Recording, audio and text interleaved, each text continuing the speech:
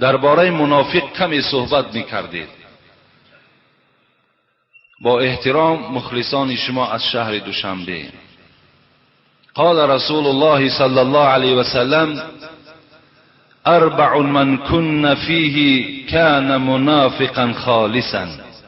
پیغمبر خدا گفت اگر در کدام از امت من 4 خصلت وجود داشته باشد، 4 فعل وجود داشته باشد، وای منافقی تازه منافق است، بسیار تازه منافق است. این کدام عمل ها باشد؟ اذا اؤتمن خان، هر وقتایی که اگر امانت گذاری پیشش خیانت میکند. خواه از مال دنیا باشد، خواه از یک برادر میرویم ما یک سیر دل ما نمیگوییم، میگیم برادر همین نزد تو امانت، اگر همون سیر دلی تو را رفته و آشکار کرد، اینم علامت منافقی هست.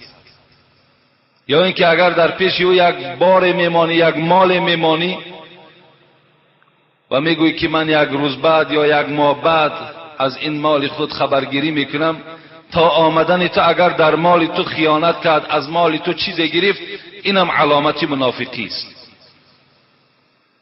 و اذا حدث کذب. دوم پیغمبر خدا گفت کدام انسانی که از امت من اگر دروغگو باشد وی منافق است. دروغگو اینم منافق است. و اذا عاهد غدر. وقتی اگر عهد و پیمان میکند در عهد و پیمانش وفا نمیکند، هر وقتی که وعده میکند در وعدهش خلاف میکند، اینم نشانه منافقی است. و اذا خاصم فجر. آخر در حضرت گفتن کسی که اگر از امت من جنگ میکند و دشنام میدهد، اینم علامت منافقی هست. یک روز ما بین عصر شام در مسجد ما موعظه ها داریم، در باب همین منافق ما کمی صحبت کرده بودیم، حتی گویم بعض عصبانی هم شدیم، گفتیم قریب امروز 90% امت پیغمبر قریب منافق است، چه از حساب دروغ گفتنشان، چه از حساب امانت خیانت کردنشان، چه از حسابی که وعده را وفا نمیکنند، چه از حساب دشنامهایی که میدهند. لیکن یقین دانید که منافق خداوند در قرآن خبر میدهد که در پسترین آتش دوزخ است.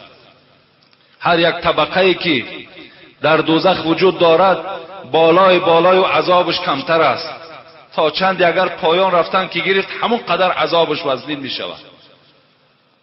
پیغمبر خدا را پرسیدن آسان ترین عذاب دوزخ کدام عذاب است؟ آسان ترینش.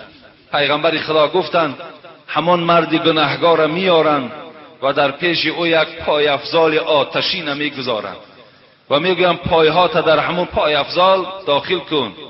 وقتی این آدمی گناهگار پایهاش که در پای افضال که میدازد، با مجرد همون پایها در پای افضال جای گرفتن میگوید همون مینه سرش میجوشد. این عادی ترین گفته است، سبک ترین عذاب دوزخ است. تصور کنید که منافق در پسترین است، چند قدر عذاب دارد.